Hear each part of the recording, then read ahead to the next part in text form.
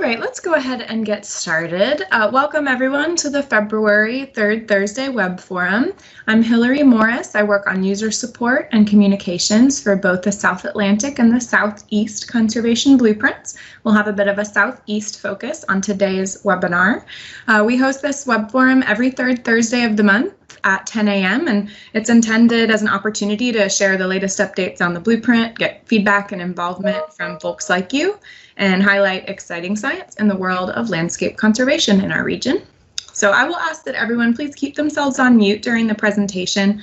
I do have the power to mute everyone, but I prefer not to use it so that it's easier for us to interact when we get to Q&A and discussion at the end. But if we have lots of background noise, I'll need to mute folks. As a heads up, we are recording this web forum. You can probably see that on Teams. I just do that as an option for the one or two people who inevitably wanted to attend but had a conflict. And the slides and the video recording will be linked from the calendar event on the South Atlantic website within a couple of days. So any questions or comments before we get started?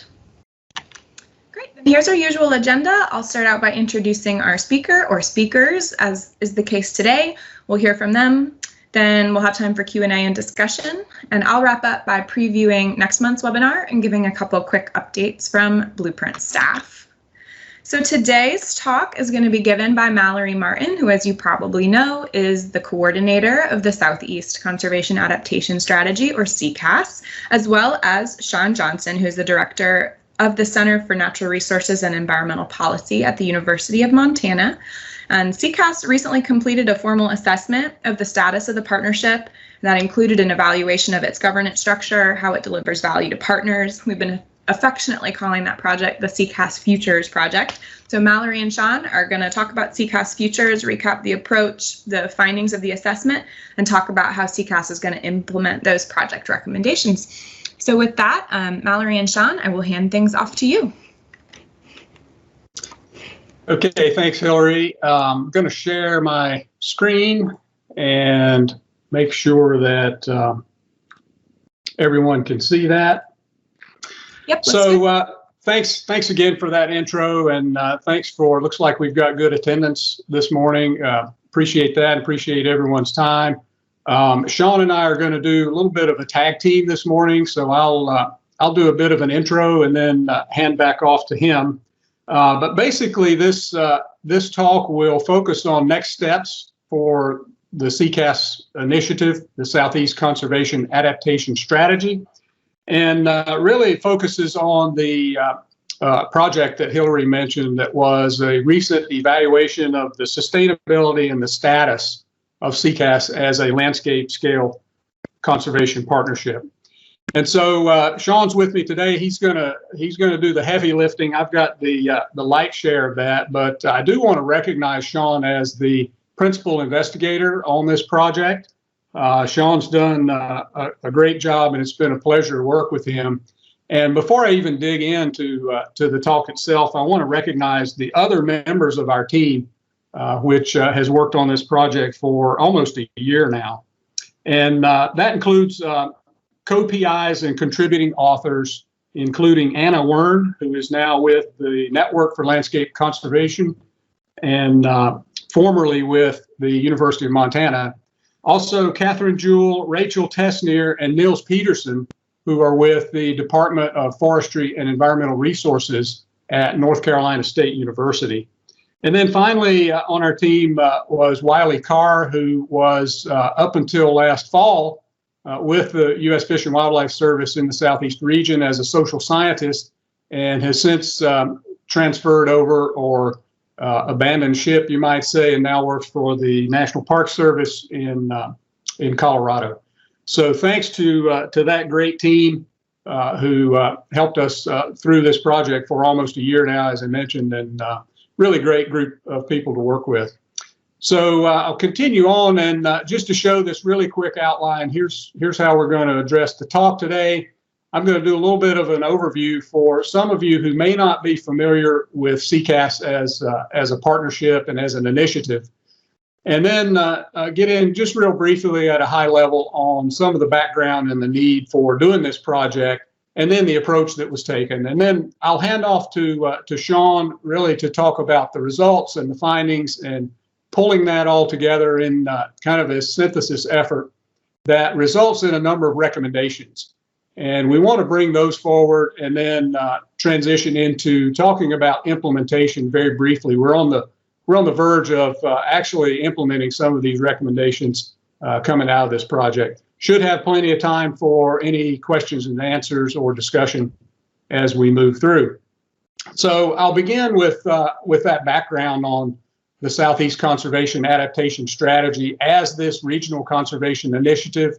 And just to show you the geographic scope that we're talking about for CCAS in the Southeast, it is this 15-state region that's depicted here. Everything from West Virginia to Texas, Missouri to Florida, and 2 territories in the Caribbean. Also includes the areas out to the exclusive economic zone on the Atlantic side and off the coast of Florida on the Gulf side. So quite an extensive geographic scope and a diverse set of ecosystems and ecologies within that. So what does CCAS do? It's a very simple question at a very high level. We use the assets of the partnership, which include this bold vision and an ambitious goal, along with a number of tools, notably the Southeast Conservation Blueprint, which is a living spatial plan that identifies areas for conservation and restoration on the landscape, and use those for action that helps to clear barriers and support decisions that emphasize cross-state or cross-jurisdictional collaborative action. And so digging into a little bit more on the background, CCAS was started back in 2011, so it's really not a new effort.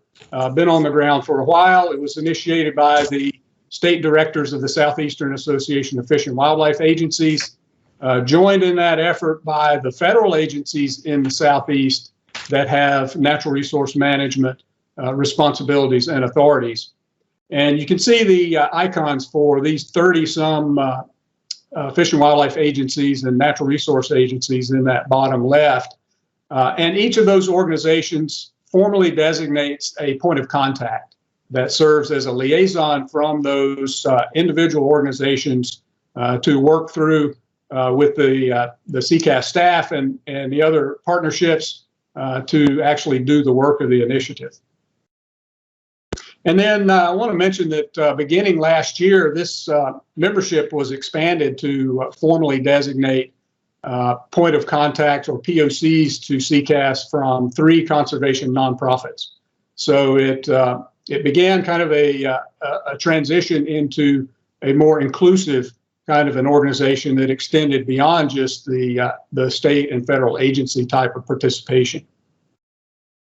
A little more on the background that relates somewhat to the governance, and back when CCAS was initiated was at a time when the landscape conservation cooperatives, or the LCCs in the Southeast, were beginning to make substantial progress as these self-directed and somewhat independent partnerships.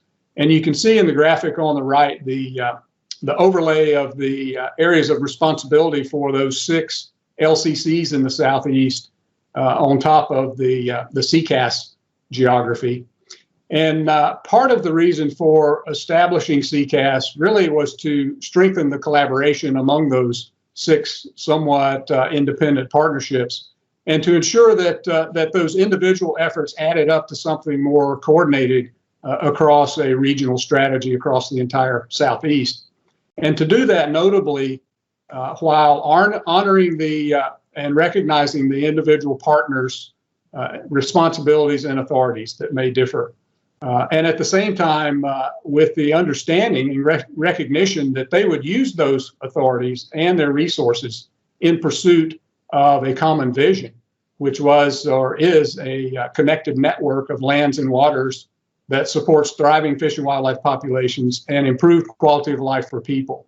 So it's a broad vision, and understanding that we're all kind of supporting this in each way that we can. Moving to the CCAS Futures project specifically, and looking at a timeline here. So again, when CCAS was initiated, the governance and the organizational structures and part of the networking through CCAS came from the 6 LCCs in the Southeast, and in particular their steering committees and their networks of partnerships that provided that underpinning for decision making and really inclusive kind of action. Then in 2017, those LCCs and their steering committees were disbanded or otherwise transitioned in other ways, and lost some of the support from the Department of the Interior for maintaining those steering committees. It left a little bit of a governance vacuum in terms of CCAS and in terms of structured participation for landscape scale conservation in the Southeast. This was followed the next year by a resolution from the Association of Fish and Wildlife Agencies, international organization representing primarily states and provinces, but others as well, that really focused on how to address that governance vacuum and what are the expectations and the appropriate roles, particularly for states in landscape scale conservation. Shortly thereafter, the state directors of those state agencies in the Southeast established an interim steering committee to provide guidance and direction to CCAS. And so following up on that, that interim steering committee initiated the examination, the CCAS Futures Project, looking at sustaining the relevance and really connecting with the guiding principles that were expressed in that Association of Fish and Wildlife Agencies resolution, which noted in particular the importance of strong governance structures, the value of broad representation, and the importance of conducting these periodic assessments to make sure that that priorities are addressed, they're effective, that form meets the function, and those kinds of evaluations. So moving specifically to the project that we conducted last year, the formal title was Structuring Governance to Achieve Landscape Scale Conservation Outcomes. We call it the CCAS Futures Project, and makes a nice short reference. And it's really more than looking at governance, and it extended beyond that to really to investigate how is CCAS providing value to partner organizations for their participation. And then subsequently, how does CCAS provide that momentum that continues toward advancing the goal and the vision? What are some of those best practices for landscape scale conservation and governance? Future needs for sustaining the initiative, and what are those adjustments that might be necessary now and even going into the future so that this partnership can continue its evolution and effectiveness.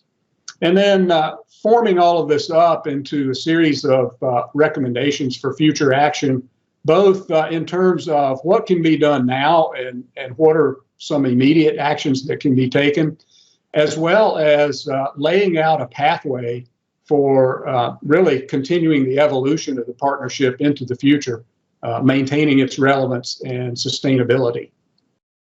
And so looking at this holistic approach, we took really 4 different efforts that were combined to pull this together in an approach that involved some structured interviews with some of those CCAS points of contact, as well as other individuals who had been associated with CCAS through their representation in other conservation partnerships. That was supplemented with a literature review looking at landscape conservation partnerships in general, and what are some of those best practices that are out there, what works and why, what are the things that are needed to sustain these kinds of initiatives, and what's been proven and lessons learned that are out there that we may be able to incorporate into CCAS. And then thirdly, this idea of deep analysis of individual case studies. So 4 specific landscape scale partnerships, including CCAS, were kind of dug into in terms of what has made them effective, what has been their focus, how do they incorporate the best practices that we've identified in the literature, and what are their specific ideas about sustaining their initiatives and meeting value for their partners. And then the 4th piece, the important portion here, is pulling together this in kind of a synthesis and arriving at those recommendations for action, which is really where we wanted this to go, so that it extended beyond what might have been an academic exercise into something that's really tangible and implementable and provides value in and of itself on the ground.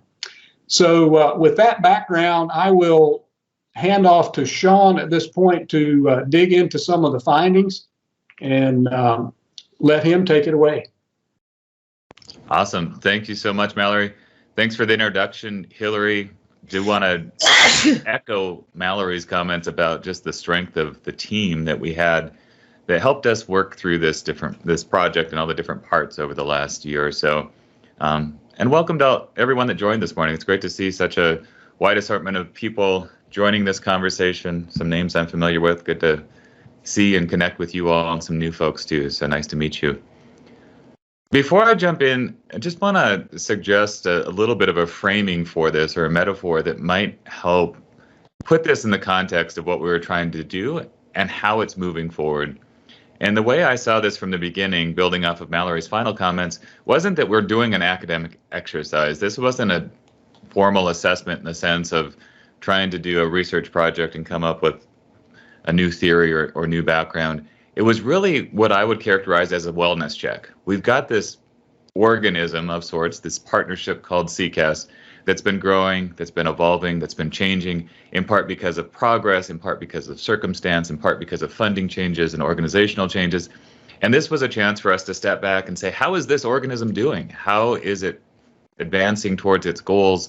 What's working well? What's not? What can we provide in terms of some insights that will help grow those parts that are really working well and address some of the things where maybe there's an opportunity for improvement? So, just like I go into the doctor for my annual exam and learn about how I'm doing and what I can do differently, this is how I was really viewing this from the beginning, so that it could be something that helps grow and evolve and strengthen the partnership, rather than seems like it's, somehow distant from or separate from the organization and the partnership itself.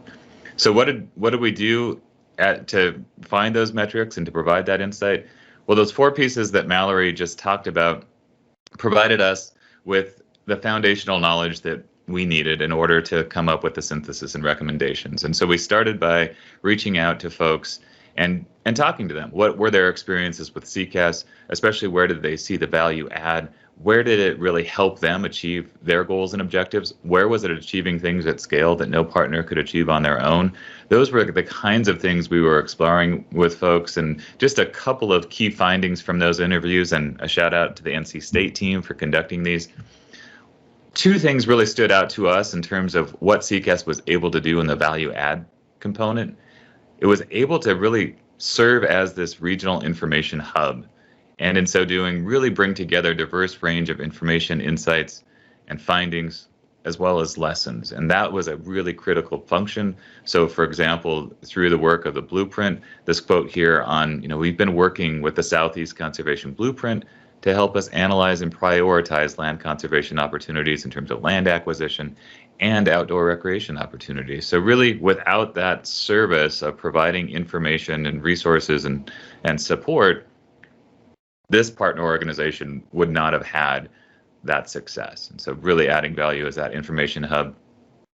More broadly, what we heard from a number of folks was that by just providing that space for connection, for exploration, for discussion, that forum really provided value to people. It helped people see insights into what other states were doing, what other initiatives we're doing, and how those different pieces fit together to help achieve conservation outcomes or address challenges on the ground. So part of that comes just from understanding issues, and part of it comes from being connected to people that you can follow up with. The quote here, there's just a huge benefit in building relationships. I can't emphasize that enough. And I think with a lot of these landscape conservation initiatives, you'll see that building that connection, those relationships, is really key to the success and the value that they bring. Next slide, Mel. And then all of this, of course, doesn't happen without some effort and coordination and some sort of structure that supports it. And so one thing just to highlight that CCAS has done really well and that contributes to its success is that it's invested in the backbone organization, or the support structure that helps carry these 2 core functions forward. And that includes the dedicated coordinator, the role that that Mallory plays, and the user support that's provided by a number of staff. These guys are amazing at what they do. They provide real benefit. They're responsive, and that was something that came through. So the staff are really good at engaging, not only from the technical science side of things, but also from the social and user interface aspects in terms of understanding what issues are, or what the issues are, and explaining how the CCAS tools can be used to advance work on the ground. So really important findings demonstrated by these quotes here in terms of what CCAS does, the value add, and how it does it. Moving on, we've got a few insights from the interviews on, okay, those are the strengths. What are some of the things we should maybe be thinking about or be aware of as we look to the future? And two things stood out in the interviews here. One is just that there's just a little bit of confusion over what CCAS does and how it does it, because it's such a broad mission, right? We've got this 15-state region plus the territories plus the marine ecosystems, and it's really broad, and people can see the geography but don't necessarily understand the focus or the mission. So how do we help people understand that? Seems like there's an opportunity to hone and communicate that broad purpose and focus, and it's okay to have a broad mission and purpose and focus, but just to communicate it clearly. So how do we do that? Here we've got a quote from someone that just made that observation, that it's such a broad mission that it's hard to get people's attention and to articulate its priorities. Mallory does such a really good job at that, and I think one of our solutions to that issue is just to share this webcast with people at the end of the day. The second is, we've got such a broad mission that we know that we're going to need a lot of voices to carry this forward. Who are those people? How do we make sure that we invite them and include them in the conversation to know that they're welcome in shaping the future of the partnership, both internally within our organizations and through other partners that we want to develop over time? So having key people, building off of those relationships, having key people, representatives from organizations that go beyond fish and wildlife agencies, actively participating in CCAS. And again, I think you'll hear from me during this part and throughout that a lot of these findings are not specific to CCAS, but really apply to these organisms of landscape scale partnerships across the country. And so this is one of the things that a lot of different groups are continuing to learn about and think about and evolve as they move forward, is that question of inclusion and participation. So those were the key findings I wanted to highlight from the interviews. If you move to the next slide, Mallory, we've got just a couple of things to highlight from the literature review. As Mallory highlighted, we really stacked these things together so that we could learn insights from different perspectives. And so we wanted to see, well, what's in the literature? How can we really think about what are the key elements to be really paying attention to as we do this wellness check on the CCAS partnership? And the literature review that we conducted was looking holistically at landscape scale partnerships. Yes, we were focused on governance, and so that comes through here in this diagram, and I'll explain it in a second. But there's, as Mallory was saying, we were looking more broadly than that. How do we really think about how all these different things come together? And Anna Wern, my partner at the university, who now works for the Center for Large Landscape Conservation, really said, you know, what we're doing here is we're thinking at a systems level, and just as ecosystem health can be measured by examining function, composition, structure, and process, so can the social ecosystem or our governance structure. And so how can we think about that same lens as a way to examine what's working or what's not within the context of CCAS? So, you know, composition is all about who's there. Is it inclusive? Do we have the right leadership? All of those things. Structure, is it well coordinated? Are we able to share that responsibility? Do people understand that in this collaborative structure, it's different than a hierarchical structure? Do we have clear processes? Is it transparent? Are we able to engage people effectively? And then just the functional components of it. Is the partnership able to continue to grow, adapt, and make progress towards its goals and objectives? Is it able to demonstrate that success and learn from it? And as a result, is it able to secure the necessary capacity, resources to continue forward? Next slide, please, Mallory. And from that, you know, we brought forward a number of things that helped us examine the 4 cases that we were looking at here. And so we were not just looking at CCAS, we were looking at all 4, but what we were doing was bringing forward the elements that we thought were really instructive as we looked at CCAS's strengths and areas for improvement.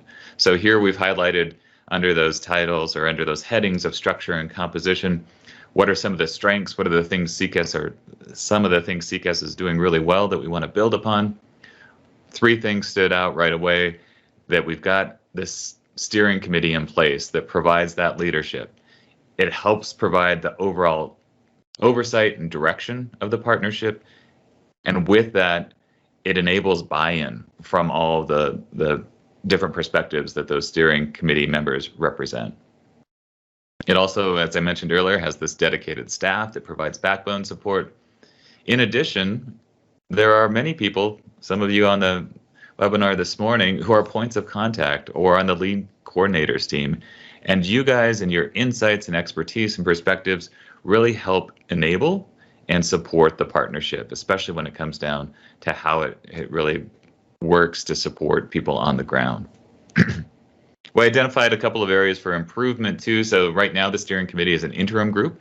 And so that's something to think about, and maybe think about, can we make that body permanent or carry it forward in a way that helps provide ongoing oversight and direction for the partnership? And then the other thing that we saw in terms of who's involved is that there are so many people using the Southeast Conservation Blueprint that aren't part of the decision-making structure. They're kind of the end users, they're supported by, they benefit from the partnership, but aren't necessarily reflected back up towards the way the partnership is structured or how it advances in its learning. So maybe that's another area for advancement and improvement. Next slide, please. So looking at, now turning to process and function, again, a few areas, 3 areas that we identified for strengths. Dedicated staff were really effective in communicating with partners and the public. You've got this webinar series, you've got a very great website, you've got the blueprint, you've got newsletters, you've got really effective people doing the work. And for the most part, it's very inclusive and transparent, that there's not a real formal structure there, that everyone is willing to share what they're doing and really be inclusive and reach out to others in the partnership to advance its work. And because of that, the partnership is adaptive. It's been able to really be responsive and resilient in the face of a lot of changes, and it's been able to continue to build new products like the monitoring report, and other products have continued to evolve like the blueprint. And again, the governance structure, while ad hoc, has continued to evolve and meet the needs of the partnership moving forward. Within all of that change, it does seem like there are a few areas for improvement. Clarity around roles and responsibility, making sure that there's sufficient funding, and then as there's staff turnover, that's one of the things that really seems to threaten the relationship building component of this, that the relationships really are at the heart of this. Turnover is one way that those relationships sometimes deteriorate. So how do we make sure that there's resilience built in terms of turnover? Next slide, please. All right, so how did we make sense of all of this and come up with what's next for the CCAS partnership and provide some emerging recommendations? Well, we took a step back first. We said, this is really an interesting story. It's also unfolding at a time when similar stories are unfolding across the United States. So let's take a look at what that looks like broadly. We've got on the left here these landscape scale approaches, where if you zoom out, you've got a landscape and you're trying to really look at the entirety of all those biophysical features and think about the overall health, wellness, and resilience of that landscape. It's a really complex picture. It becomes overwhelming really quickly. On the right, we've got this web that represents this idea that network governance is one of the ways that we can reorganize our social institutional structures to help us advance, make progress in the face of all that complexity. And it's really about the overlay between the two. So if you go to the next slide, Mallory, what this looks like in the context of CCAS is that we've started to make sense of this scale and this complexity through products like the blueprint. And so on the left, you'll say, hey, if we really focus on some of the key features of the landscape that help us make decisions, we can start to see through some of that complexity, help set priorities that align with our goals. And the same thing on the right. If we see all of the partnerships that are involved on the landscape, so if you look at the lower part of the diagram on the right, you've got all these different organizational ecosystems. If you're able to extract from each of those a representative voice and stitch those together so that they're well connected and coordinated in support of what's happening on the ground, but also able to create something new together, then that's really the goal of network governance. And in the context of CCAS, next slide, Mallory, what that looks like right now is this diagram. So if we think about it in the context of the organizational ecosystem of CCAS, you can see that we've got all these different pieces that we're trying to fit together, support their individual work, but also bring them together in a new way that helps them advance shared vision for the landscape. Next slide, please. And so from all of that, what we've really highlighted in this project and in this wellness check for CCAS is that these dual roles that it's playing are vitally important to its history, its current success, and its future. And we want to suggest that these are the places where CCAS can and should continue to focus to provide value to partners. One is serving as this regional forum. As I mentioned before, just providing that opportunity for people to come together, to build relationships, to share information, to figure out if there are places where they can work together better at that scale of the Southeast versus in their individual silos and jurisdictions, then this is the place to do that. And without that forum, you're not even having the conversation. So there's huge value in that. It helps build relationships. At the bottom up here, put a couple of things: build relationships, help identify key issues, and support an ongoing culture of collaboration. On the right side, we see that this other support, which really feeds from the regional forum idea, is that once you've identified those key areas that you can work together on, how do you build the infrastructure that advances the conversation? And so this role as a science and support hub or information decision support hub is critical to advancing progress towards the goal. So it's one thing to have the conversation, but then you need to actually move the conversation forward by providing the resources, the tools, the information that can do that. So whether it's the blueprint or the technical assistance, just the coordination work, the ongoing monitoring, all of those things really help advance the work of the partnership in a way that's driven by the collaborative conversation that happens, but supports it and advances it in a really unique way. And so there's this back and forth between these two key roles. Next slide, please. With just a touch on a very broad level, again, some of the things that came through the conversations that we had, the research that we did that helped us think about where we are in the history and evolution of CCAS. Thinking about enabling and constraining conditions is really, I think, a insightful way to think about what's possible as we move forward. And so there are a lot of things that are enabling CCAS's evolution and progress. And so just listed some of these. You'll see some similar language to what we talked about before in terms of the leadership, the support, the people who are involved, relationships, and the value add.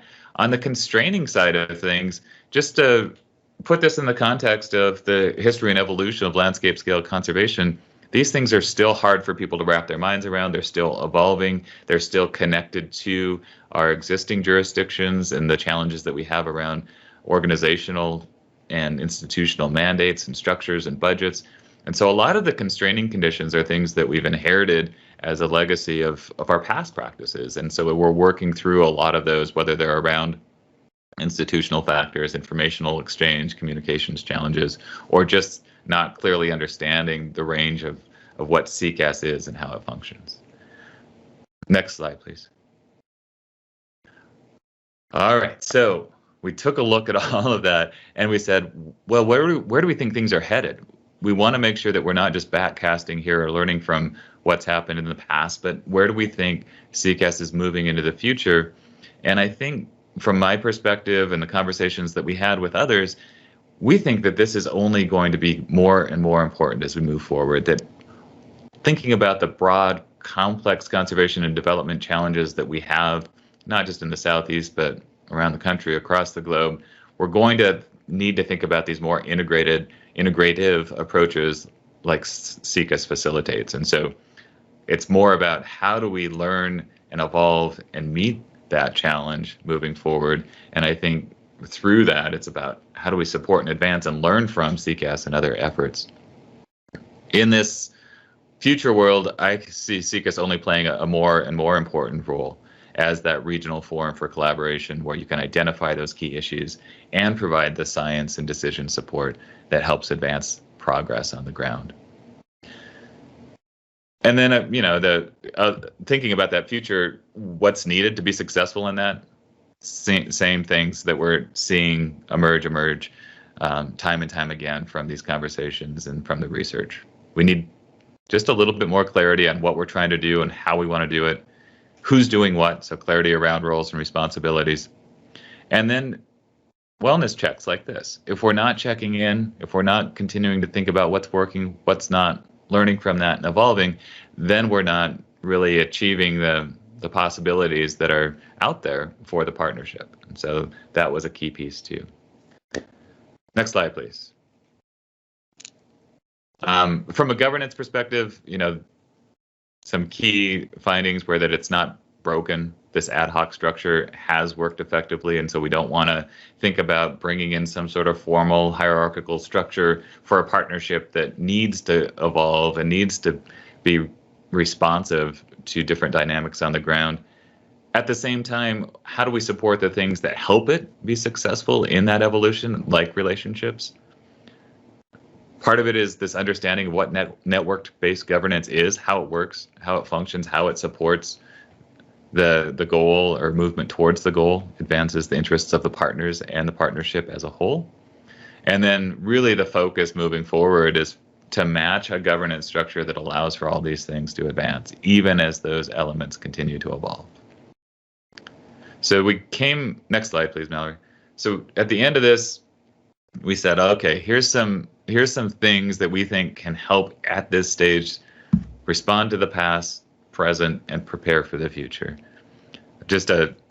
There's 6 things that stood out here, so 2 per slide for the next couple of slides, and I'll try to summarize these pretty quickly. But one was just, let's make sure that we have that baseline support, that backbone support that provides leadership, that contributes to overall performance and value add. So let's make that steering committee permanent. Let's make sure that the coordinator is not just there in a part-time role, but providing full-time support to the partnership, and if possible, make that permanent as well. Let's make sure that we have clarity where there's not. And so let's not over-governance the governance structure, but let's find a way to provide clarity around the vision, around the structure, around the leadership commitments, who's doing what and where, and make sure that that serves as an entry point for conversation and learning. We had a thought that maybe that includes some formal decision-making protocols. And so we're working towards that as well. Next slide, please, Mel.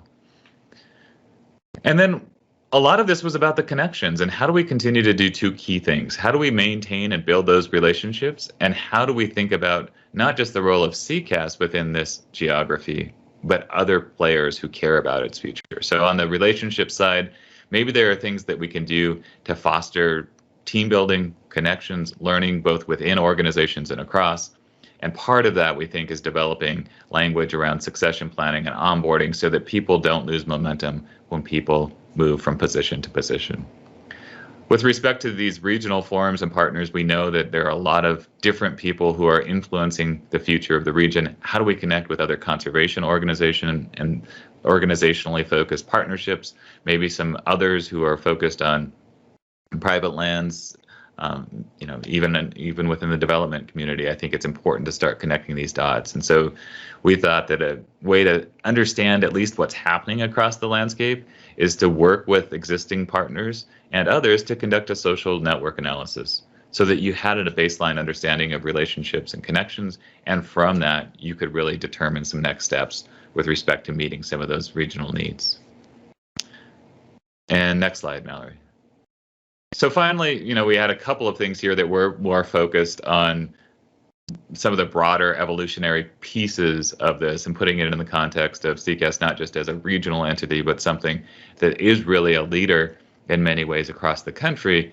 And one was this: let's just continue to foster and advance the learning and evolution of CCAS. How do we do things like this periodic assessment or wellness check to make sure we're learning and advancing in a way that really does make sure that we're providing value on the ground and learning and adapting as we go?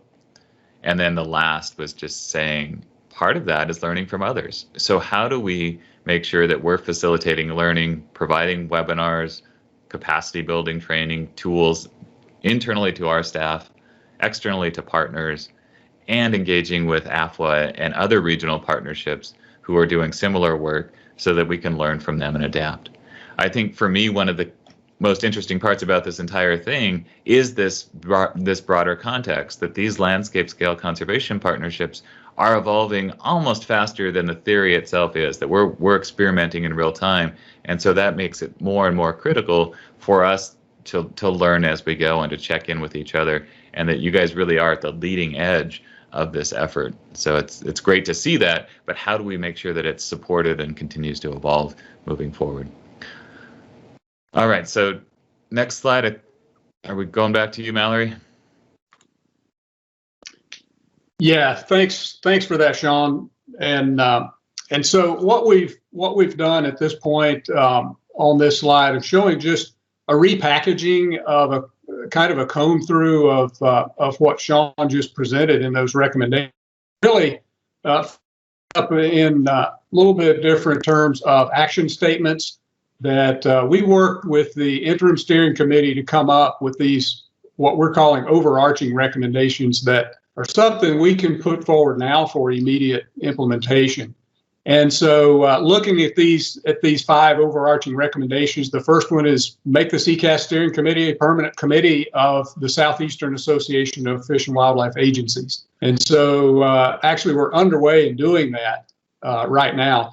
The second one, and Shawn mentioned all of these, make the CCAS coordinator position full-time and continue that staff support that provides that backbone kind of support for the initiative. And then develop the succession planning, onboarding materials for the leadership, preparing this CCAS statement of shared purpose to help refine and hone the messaging around what CCAS is and does. And then prepare a proposal for social network analysis. And Shawn mentioned that as a means of identifying who's doing what out there on the landscape and making sure that these efforts are complementary and not duplicative. And so this is just a rephrasing again of some of those elements that the steering committee agreed that were implementable starting immediately. And so in working with the steering committee, we've come up with a plan to begin this implementation. And through that, I've been working with an ad hoc work team that is populated by some of the CCAS points of contact, some of the lead coordinators team, and other partner representatives to help pull this together as a working group. And we've put forward a draft of a Southeastern Association project committee that will be a permanent oversight committee and steering committee for CCAS. And that effort in itself addresses 3 of the top 5 overarching recommendations. That permanent steering committee, the full-time coordinator and staff support position is part of that recommendation, as well as the succession plan and onboarding materials. Additional to that is this notion of frequent periodic health checks on the condition and the status of the partnership will be one of the committee functions of this permanent steering committee as part of the Southeastern Association. And then in conjunction with that, we've got a draft of this statement of shared purpose that the work team has put its efforts on, and we're ready to start sharing that. We'll begin sharing that a little bit more broadly on the upcoming CCAS points of contact, which actually start tomorrow. Getting some feedback on that, and then circulating that back through the steering committee for their final adoption. And then finally, for those 5 overarching recommendations, we're in the process of preparing a scoping document and hoping to get a project funded that will initiate a social network analysis. So addressing that particular need about who's doing what where on the landscape and how to engage in that. And so this is kind of the tie-up here. Once that steering committee is formalized at the Southeastern Association business meeting, which happens in about 10 days, we assume that'll be approved and adopted, and then the steering committee will be populated with a membership. We can begin immediately relying on their guidance and oversight to help implement the remainder of these overarching recommendations, and then as we move forward to begin addressing some of those longer term recommendations as well. And so that's really a quick overview of the recommendations and background for our project. Hillary, I'll look to you, see if there are any questions in the chat or if anybody has any questions or comments for discussion. Great, thanks. That was a wonderful presentation. Chat is quiet right now, so I'll just ask that if you have a question for Mallory or Shawn, feel free to unmute yourself and speak up or type it in the chat if you prefer.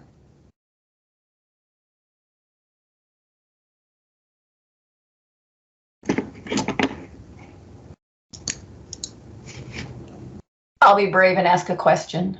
Thanks. Jump on in. This is Cindy Williams. Hi, Mallory and everybody.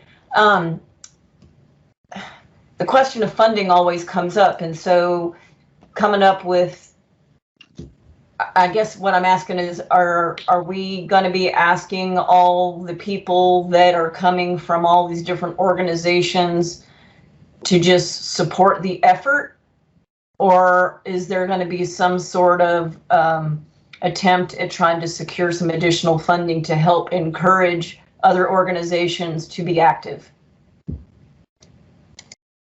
Yeah, so I'll take first stab at that, and thanks for that, Cindy. And as part of the funding, the immediate situation was ensuring that that backbone support would continue to be funded. Namely, my position as coordinator and making that a full-time position, and the rest of the CCAS team that is funded through the Science Applications Program in the Southeast Region of Fish and Wildlife Service, making sure that continues to be able to support that background notion.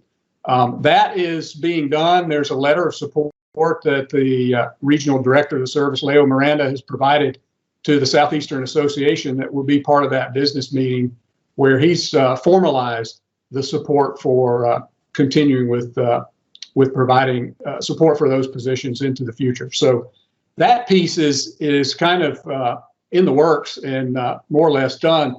The other piece that you're talking about, so as the initiative was being stood up, there was not an interest in asking people to pony up funds.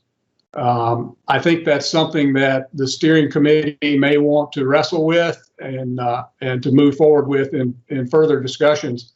But as this kind of ad hoc and limited asks for individual participation, that hasn't been a piece of it. And I mentioned in one of the slides that the expectation is that the members, the individual partners, and the partnership organization itself, participants would use their own resources to help advance the vision and the goal. That's the current standing of the expectation, but it may be something that the steering committee would want to look at into the future. Another thing that might be worth mentioning, Mallory, on that front is some of the history of, the Climate Science Center helps support projects to support CCAS very specifically, in their sort of work. And so from a funding quilt, and also that in the past, the directors have contributed some funds for backbone organization too. So it's not a lack of potential, but in figuring out the best structure and how the steering committee wants to move forward. So people are putting skin in the game with their time, but also some partners have been putting resources, funding resources, and other things to support it, in addition to the Fish and Wildlife Service. Yeah, and I was going to jump in on that too, Cindy. I think it's such a critical question for all these different partnerships, and the research isn't probably very surprising here when it says that partnerships that are most successful have two things. They have effective leadership and sufficient funding support, at least for a backbone organization.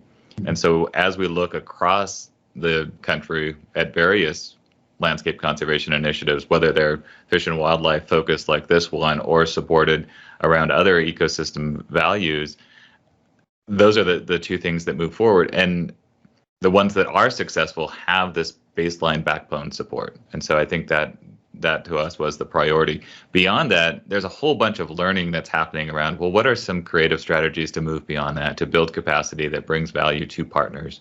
And so some of the things that CCAS is doing are reflective of what's happening in other places, such as using the information support provided by Blueprint to apply for competitive grants and actually be more successful in some ways in receiving that grant funding because they're more informed and they're more connected to this regional vision and strategy. So we've seen that play out. But we also see just a lot of experimentation with different partnership-based funding models where there's resource sharing or where they're applying for grant funding together and thinking about revenue sharing streams. We're seeing a lot of interest in thinking about either policy programs that can support landscape conservation at the national or state or even local scale. So sometimes advancing on the ground initiatives around like open space initiatives at the local level help support these things on the ground. And so that it is a complex web of different things. And I think from my perspective, what we're trying to do is connect and leverage a whole bunch of different things and try to realign priorities in some ways. And that makes it such a unique funding conundrum that I think so much of it will be this conversation. How do we learn from each other about what's working or what's not? But at the baseline, we do need to provide that backbone support organization. And I'm so glad that CCAS has that and that Science Applications is continuing to see a real value in providing that moving forward. Thanks. Great question, Cindy. There's one more in the chat. I probably need to move on pretty quickly just for time, but a great question from Shannon. Will the methods and results from these efforts, like the interviews, the literature review, et cetera, be published somewhere? This type of social science analysis is important, and it is encouraging that it was used to determine valuable next steps for CCAS. I know that there's a final report in the works that I'm hoping we'll be able to put on the CCAS website soon. Do you want to speak to where this methods and data and results are going to be published? Yeah, Shawn, you want to take that? Yeah, glad to. So as Hillary mentioned, we do have a final report that we're nearing completion on. So I hope to have that here very shortly to be able to share. Beneath that, some of the actual interview findings, I can reach back out to our teams and see if maybe we can include some of those as appendices or extra resources. The report itself, we tried to focus on the findings and conclusions and synthesis, and even so, it's about a 50, 60-page document. And then beneath that, we do have some of the other information we can share. If that helps support learning and advancement, it's just a matter of figuring out how best to get that to you. So maybe we'll do that as appendices or separate links or something like that. Yeah, an appendix seems like a good approach. Wiley, I see that you have your hand up. Would you like to weigh in on that?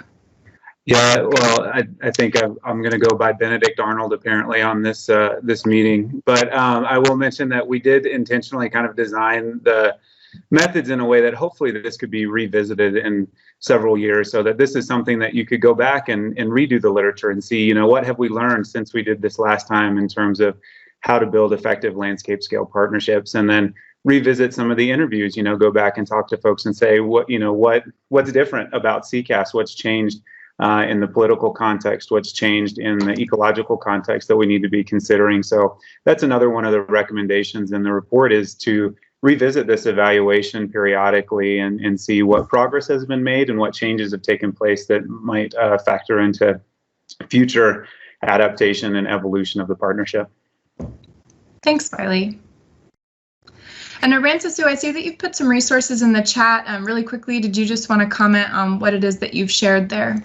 Yeah, I've just put in a link to 2 different projects that we funded in the past related to CCAS, and some of the interviews that Nils Peterson and Kristen Dow and Bruce Stein have done that might be helpful. So those are just two links there that could be helpful, Shannon. Awesome. Appreciate you doing that. Sure. Well, for time, I think I need to move on just to preview next month's web forum and give a couple of quick updates from staff. If folks want to hang out, I don't know if Mallory and Shawn could stay on the line for a couple of minutes and answer additional questions. I'm sorry we didn't have more time for that.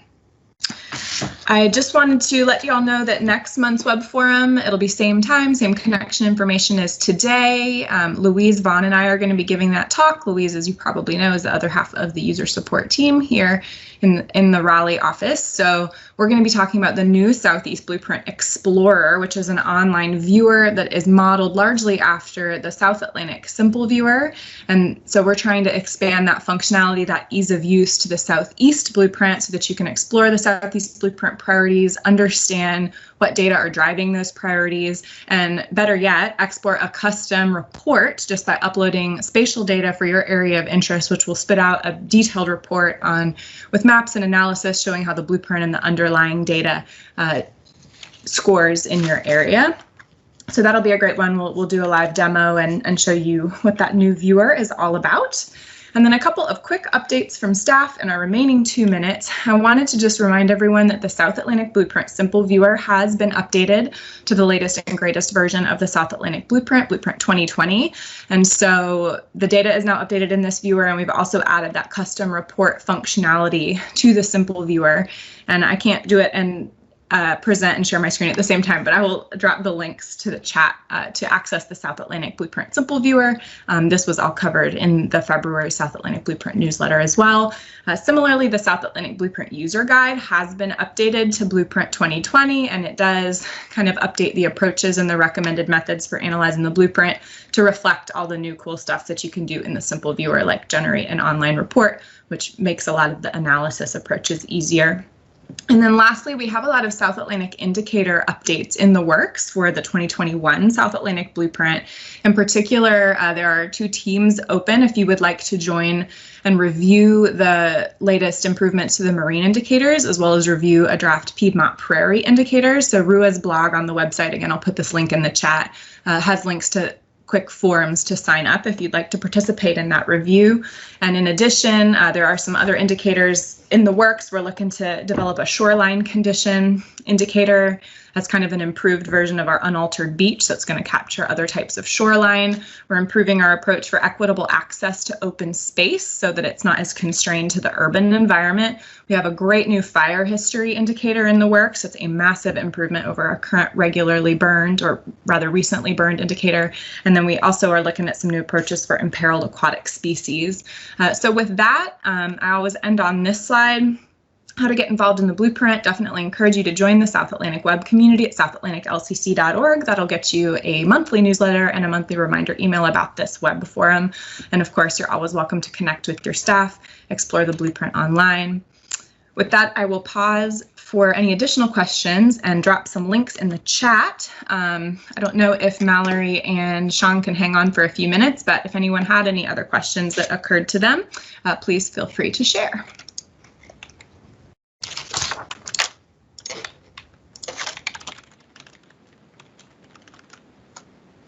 That's the link to the South Atlantic Blueprint Simple Viewer. Here is a link to RUA's blog, which includes how to sign up for an indicator review team. And then if you would like to check out the South Atlantic Blueprint User Guide, you can do that here. Well, not hearing any questions, that's it from me. Thank you all so much for tuning in today, and I hope we'll see you next month. Have an awesome rest of your week. Awesome. Thank you all. Thanks, everybody. Bye, everyone.